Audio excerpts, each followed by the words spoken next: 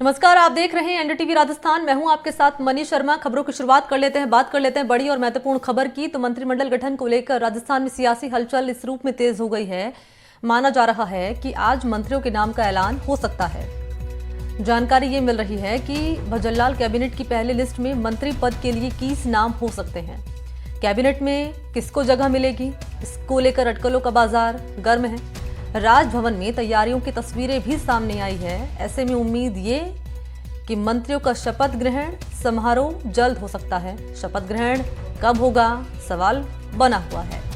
Bhajanlal cabinet में कुल 21 मंत्री बताते चले कि यहां 30 मंत्री हो सकते हैं। माना जा रहा है कि फिलहाल कैबिनेट छोटी होगी। भजनलाल कैबिनेट के पहले विस्तार में सोशल इंजीनियरिंग की झलक देखने को मिल सकती है। जातिगत आधार और क्षेत्रीय संतुलन को साधने की कोशिश इस मंत्रिमंडल में की जाएगी। तो जानकारी ये मिल रही है कि आज ये इंतजार खत्म हो सकता है। तैयारियों की तस्वीरें भी सामने आ चुकी हैं और जब ये तस्वीरें सामने आई हैं तो अब अटकलें लग रही हैं कि आज मंत्रिमंडल का गठन हो सकता है, क्योंकि लंबा इंतजार हो गया है। और इस मंत्रिमंडल में किसे जगह मिलेगी, कौन इन होगा और किसको क्या जिम्मेदारी दी जाएगी, ये महत्वपूर्ण सवाल बना हुआ है। किस किस की आज बारी आएगी, क्योंकि कैबिनेट गठन की तैयारी तो हो चुकी है, लेकिन अब बारी किसकी आएगी, किसको जगह मिलेगी, ये एक महत्वपूर्ण सवाल बना हुआ है। हालांकि डॉक्टर किरोड़ीलाल मीणा, राज्यवर्धन सिंह राठौड़ के नामों को लेकर चर्चा तेज है कि इन्हें मंत्रिमंडल में जिम्मेदारी दी जा सकती है। और इसी खबर पर ज्यादा जानकारी लिए सहयोगी वीरेंद्र सिंह शेखावत का हम रुख करना चाहेंगे। और जरा वीरेंद्र से हम जान लेते हैं कि इंतजार आज वीरेंद्र खत्म हो जाएगा मंत्रिमंडल गठन का। देखिए मनी, आपको बता दूं कि मध्य प्रदेश और छत्तीसगढ़ दोनों ही राज्यों के अंदर बीजेपी ने अपने कह सकते हैं कि मंत्रिमंडल की जो टीम है वो बना ली, लेकिन अब राजस्थान की बारी है। राजस्थान के अंदर आप देखेंगे कि अभी आज 23 दिन हो चुके हैं मुख्यमंत्री को शपथ लिए हुए, लेकिन अभी तक मंत्रिमंडल का गठन नहीं हुआ है। इसको लेकर विपक्ष भी लगातार कह सकते हैं कि जो बीजेपी है उसके ऊपर हमलावर हो रहा है। और उसके अंदर साफ तौर पे ये देखा गया, चाहे पूर्व मुख्यमंत्री अशोक गहलोत हो, चाहे जो पीसीसी अध्यक्ष गोविंद डोटासरा है, तमाम ऐसे नेता हैं जो लगातार मंत्रिमंडल को लेके बीजेपी पे हमला कर रहे हैं। तो एक बात तो साफ है कि राजस्थान के अंदर जो मंत्रिमंडल को लेके जो राजनीतिक गलियारों में चर्चा लगाई जा रही है, उसमें एक चीज साफ देखी गई है कि जो मंत्रिमंडल में शामिल किए जाएंगे विधायक वो चेहरे होंगे जिनकी छवि साफ होगी, जो कह सकते हैं कि उनके जो राजनीतिक करियर पे कोई भी दाग नहीं होगा। तो ये बात जाहिर है कि आपने देखा होगा मध्य प्रदेश हो या छत्तीसगढ़, दोनों ही राज्यों के अंदर ऐसे चेहरों को शामिल किया गया जो चेहरे जिन पे कोई भी दाग नहीं है और पहली बार के मुख्यमंत्री है। तो कहने का मतलब है कि राजस्थान के अंदर भी इसी फॉर्मूले के ऊपर जो बीजेपी है, जो मुख्यमंत्री भजनलाल सरकार की जो टीम है मंत्रिमंडल की, उसके अंदर शामिल किया जा सकता है। तो आप देखें कि जातीय समीकरण भी राजस्थान के अंदर काफी अहम रोल अदा करते हैं। तो जातीय समीकरण को साधने के लिए भी बीजेपी, चाहे ओबीसी हो चाहे जनरल हो, तमाम ऐसी जातियां हैं जिनको साधने की कोशिश की जाएगी। और बीजेपी अपने आगामी लोकसभा चुनाव के ध्यान में रखते हुए ये पूरी रणनीति तैयार करेगी। तो कहीं ना कहीं जिस तरीके से कयास लगाए जा रहे हैं कि मंत्रिमंडल का विस्तार है वो आज हो सकता है, लेकिन ये कयास है, जो संभावनाएं हैं वो आज की जताई जा रही है। लेकिन जिस तरीके से देखा जा रहा है राजभवन के अंदर जो तैयारियां हैं, जो सामने जो विजुअल्स आ रहे हैं, फोटोज आ रही हैं, तो उनसे एक बात तो साफ है कि जो मंत्रिमंडल का जो विस्तार है उसको लेके जो पूरी जो तैयारियां हैं वो राजभवन में लगभग पूरी हो चुकी है। और अब कह सकते हैं कि जो भजनलाल सरकार के अंदर जितने भी मंत्रिमंडल के अंदर जो विधायक शामिल होंगे, उनको अभी तक ना फोन कॉल्स गए हैं, ना ही उनके पास कोई ऐसी सूचना गई है कि आपको जयपुर आना है और जो ये मंत्रिमंडल का जो कार्यक्रम रखा गया है उसके अंदर आपको शामिल होना है। तो कयास लगाए जा रहे हैं मनी, आज भी संभावना है शाम तक तकरीबन 4 से 5 बजे का जो समय बताया जा रहा है उसके अंदर जो ये पूरा जो कार्यक्रम है वो रखा जा सकता है। वीरेंद्र, पिछले कई दिनों से संभावना ही जताई जा रही है कि जल्दी मंत्रिमंडल का विस्तार हो जाएगा, लेकिन आज भी संभावना यही है कि हो सकता है, लेकिन पुख्ता तौर पर नहीं कह सकते कि आज मंत्रिमंडल का गठन हो जाएगा। इतनी देरी लग रही है, इसके पीछे की वजह क्या मानी जाए? कहीं ना कहीं चुनौती है पार्टी के सामने, लोकसभा चुनाव के मद्देनजर कैसे मंत्रिमंडल का गठन किया जाए? क्या पार्टी को ये डर है कि कोई नेता नाराज ना हो जाए, इसी के चलते इतना वक्त लग रहा है मंत्रिमंडल गठन में?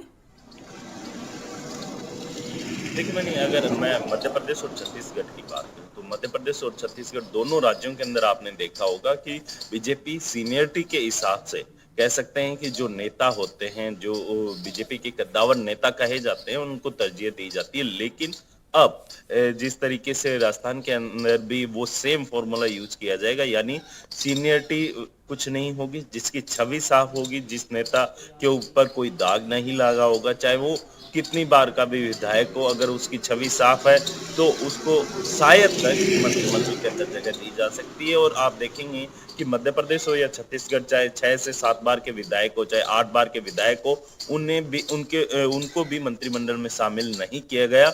वजह यह रही कि उनकी छवि है वो साफ नहीं है। क्योंकि आपने देखा होगा मध्य प्रदेश की अगर मैं बात करूं, कई ऐसे नाम मैं आपको बताऊं तो उसके अंदर आप देखेंगे कि मध्य प्रदेश के अंदर 6 से 8 बार की जो विधायक रही हैं, उनको पिछली सरकार के अंदर मंत्री पद पे थी, लेकिन इस बार उन्हें मंत्री पद नहीं दिया गया। वजह यह रही कि उनके ऊपर भ्रष्टाचार के आरोप है, उनके कह सकते हैं कि कई कैसे मामले लगे हुए हैं जिसकी वजह से उन्हें मंत्रिमंडल में शामिल नहीं किया गया। तो जाहिर सी बात है राजस्थान के अंदर भी ऐसे चेहरे शामिल होंगे। जिस तरीके से आपने देखा कि मुख्यमंत्री भजनलाल शर्मा का जिस तरीके से नाम आया, उस नाम को जब बीजेपी ने सबके सामने रखा तो सभी के लिए चौंकाने वाला नाम था। लेकिन अब मंत्रिमंडल की बारी, तो मंत्रिमंडल के अंदर भी आप देखेंगे कि ऐसे नाम आएंगे जो काफी चौंकाने वाले रहेंगे और युवा चेहरे रहेंगे, नए चेहरे रहेंगे। लेकिन जिनकी छवि साफ है, वरिष्ठ नेताओं की अगर बात की जाए तो उनको भी मंत्रिमंडल में जगह दी जाएगी। जी मन। और जो अनुभवी नेता हैं, वरिष्ठ नेता हैं, उनका क्या होगा? बात यहाँ पर हम कर रहे हैं किरोड़ी लाल मीणा की। इसके अलावा सवाल ये भी है कि जो सांसद रहे हैं पहले, उनको विधायक का चुनाव लड़ाया गया, उनका क्या होगा? देखिए मैंने अगर बात की जाए सांसदों की तो आपने देखा होगा कि बीजेपी ने राजस्थान के अंदर भी अपने सांसद उतारे थे। और इसके अलावा आप देखेंगे कि जो अन्य बीजेपी की कद्दावर नेताओं की, जिसके अंदर आपने बताया कि किरोड़ी लाल मीणा है। इसके अलावा आपको बताएं कि जिस तरीके से देखा गया है कि गजेंद्र सिंह जो खींवसर हैं, जो कि लोहावट से विधायक हैं, तो कहीं ना कहीं ऐसे नेताओं को जो पार्टी के लिए, संगठन के लिए लगातार कह सकते हैं कि जो पूर्ववर्ती सरकार अशोक गहलोत सरकार है उसको घेरते भी रहे हैं। क्योंकि आपने देखा होगा कि किरोड़ी लाल मीणा हर मुद्दे को लेके कांग्रेस की सरकार को घेरते हुए नजर आ रहे थे। और अब कह सकते हैं कि जिस तरीके से एक कयास भी लगाया जा रहा था कि ये जो किरोड़ी लाल मीणा हैं उनको भी मंत्रिमंडल में शामिल किया जा सकता है। वजह ये है कि वो लगातार संगठन से जुड़े हुए हैं, काफी वरिष्ठ नेता भी है, उनके पास तजुर्बा भी है। तो कहीं ना कहीं जो कह सकते हैं कि भजनलाल सरकार के मंत्रिमंडल के विस्तार होगा तो उसके अंदर उनको मौका देने की जो कयास लगाए जा रहे हैं वो शायद तक कह सकते हैं कि उनको मौका दिया जा सकता है। लेकिन सबसे बड़ी बात ये है मनी, आप देखेंगे कि राजस्थान के अंदर जातीय समीकरण की अगर बात की जाए तो आप देखेंगे कि चाहे राजपूत हो, ब्राह्मण हो, क्योंकि आप ब्राह्मण चेहरे की अगर बात की जाए तो ब्राह्मण के रूप में बीजेपी ने मुख्यमंत्री का कह सकते हैं कि जो अपना भजनलाल हैं उनको मुख्यमंत्री बनाया है। वहीं अगर राजपूत चेहरे की बात की जाए तो दिया कुमारी हैं, उनको यहाँ पे डिप्टी सीएम बनाया गया। वहीं SC ST की बात की जाए तो डिप्टी सीएम के रूप में डॉक्टर प्रेमचंद बैरवा हैं, उनको यहाँ पे जगह दी गई। तो अब बीजेपी की अगर बात की जाए, क्योंकि पूरा ये जो आपने देखा होगा जो डिप्टी सीएम और मुख्यमंत्री दोनों ये बनाए गए हैं तीनों, तो पूर्वी राजस्थान के ऊपर जो बीजेपी है उसका प्रॉपर फोकस रहा है। वहीं अगर मैं सिंधी समाज की बात करूं मनी, तो आप देखेंगे कि वासुदेव नानी हैं, उनको जो विधानसभा स्पीकर है उसके अंदर उनको एक अध्यक्ष के तौर पे उनकी नियुक्ति की गई। तो अब बारी अन्य जातियों की है, यानी OBC की। तो OBC के अंदर कितने मंत्रिमंडल में शामिल किए जाते हैं विधायक, वो जो छवि एक बनी हुई है कि भी ओबीसी वर्ग है, वो लगातार जिसके अंदर ओबीसी के अंदर आप देखेंगे कि गुर्जर भी है, इसके अलावा अन्य जो जाट जातियां हैं, तो जाट जाति हैं उसके ऊपर विशेष ध्यान देखा जाएगा, क्योंकि लोकसभा चुनाव के अंदर जिस तरीके से जो जाट समुदाय है वो कांग्रेस का वोट माना जाता है। हालांकि अब लोकसभा चुनाव है, तो लोकसभा चुनाव के अंदर ये देखने वाली बात होगी कि जो जाट हैं वोटर्स हैं वो किसकी ओर जाते हैं, बीजेपी की तरफ जाएंगे अच्छा, या किस फिर वर्ग जो को प्रतिनिधित्व मिल सकता है? क्योंकि मुख्यमंत्री बनाकर ब्राह्मण वोटर्स कहीं ना कहीं साध लिए हैं बीजेपी ने, डिप्टी सीएम 2 बना दिए हैं, तो राजपूत वोट बैंक कहीं ना कहीं साध लिया है और यहाँ पर एससी वोट बैंक साध लिया है। यानी ये माना जाए कि बाकी अब जो वर्ग बचे हैं जिसके आप यहाँ पर जिक्र कर रहे थे, ओबीसी वर्ग को यहाँ पर तवज्जो दी जा सकती है। वीरेंद्र, क्या ये मानकर चला जाए? देखिए मनी आपको बता दें कि जो मंत्रिमंडल के अंदर जो विस्तार किया जाएगा उसके अंदर ओबीसी वर्ग के कई ऐसे विधायक हैं उनको शामिल किया जाएगा।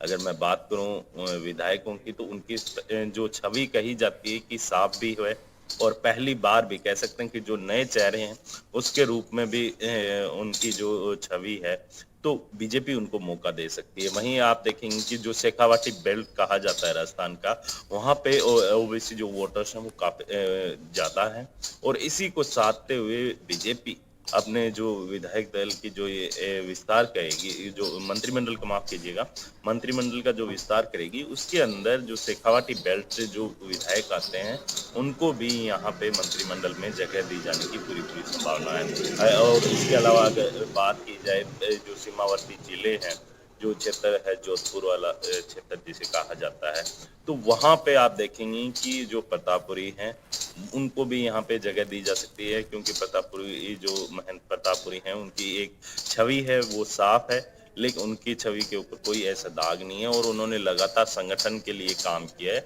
तो कहीं ना कहीं बीजेपी अब एक परिपाटी चलती आ रही थी पुरानी, उसके अंदर देखा गया था कि जो कह सकते हैं कि जो बीजेपी के पुराने नेता हैं, जो कद्दावर नेता कहे जाते हैं, उनको मंत्रिमंडल में जगह दी जाती थी, लेकिन अब वो परिपाटी छोड़कर नए चेहरों को, नई पीढ़ी को आगे बढ़ाने की जो एक ठीक है, रिवाज बीजेपी चला रही है, कहीं ना तो कहीं देखने वाली बात बीजेपी यही रहेगी कि अब क्या जो इंतजार किया जा रहा था मंत्रिमंडल गठन का, वो इंतजार खत्म हो जाएगा क्या, और इस मंत्रिमंडल में किसको जगह दी जाएगी और किस वर्ग को प्रतिनिधित्व यहाँ पर दिया जाएगा, ये भी महत्वपूर्ण रहेगा। शुक्रिया आपका वीरेंद्र, तमाम डिटेल्स इस खबर पर देने के लिए। आगे की जानकारी भी आपसे लेते रहेंगे।